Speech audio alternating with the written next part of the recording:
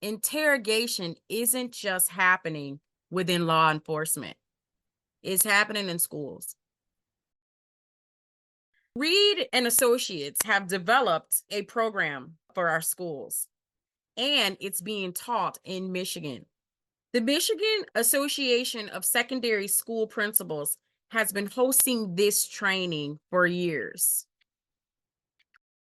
Tonight, joining us will be Josh Pease, who is a Youth Defense Project Director at the State Appellate Defender's Office, which we call SATO.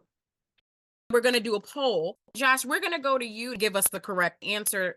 Poll is on students' rights when interrogated by school personnel, and that is, what legal rights does a student have when questioned or interrogated by a school principal or other school administrator, like a teacher or a parapro or anyone who is working within the schools?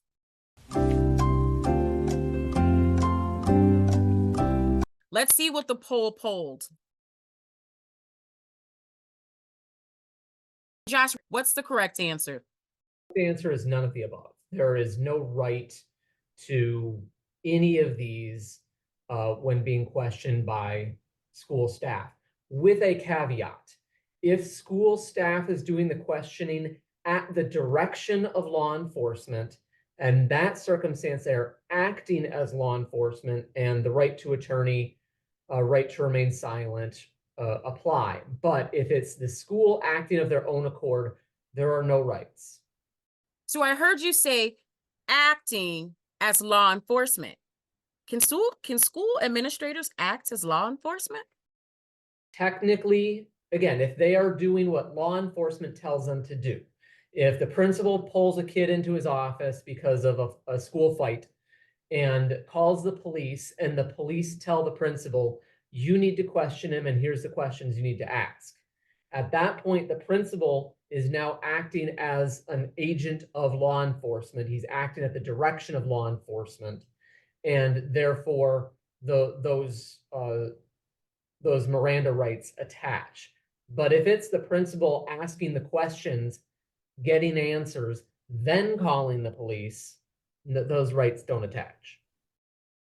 Wow. So there's a vast difference in that. And I'm glad that you highlighted that. I hope that that's a takeaway that we all take away, is that administrators can be acting as police. And in that time, your child has actual rights, right? When they are just asking questions and then going to call the police, then they don't have any rights at all. And that's scary. This has been very, very informational. Thank you. The call to action is for you all to join in our campaign. We know we cannot do this alone, and that we need you to join us. We cannot let this happen to our youth. And so I really, really appreciate you listening. And if you do have any questions, please feel free to reach out to Emergent Justice. Thank you all.